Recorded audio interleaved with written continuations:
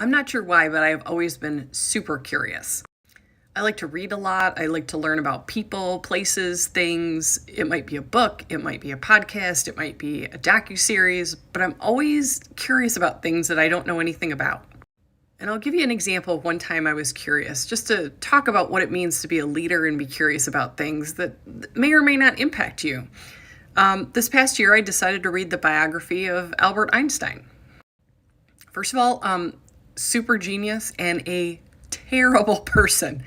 He was horrible to his friends, to his significant others, to his children. It was unbelievable to read the broad character of who this man was, that we all think of this crazy scientist with the mad hair.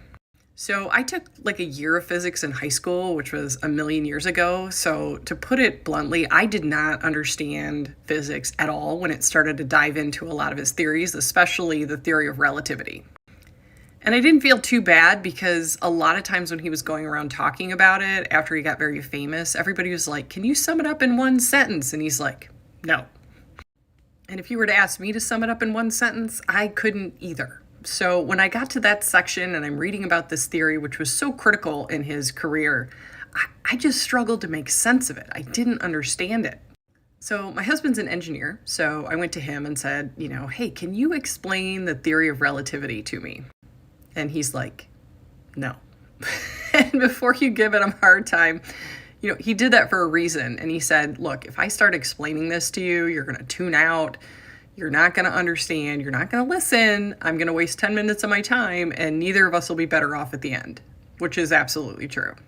So I didn't leave it. I kind of wanted to learn about it. So I went to YouTube. I watched an MIT lecture. I watched explaining theory of relativity to children. I watched cartoon versions of it.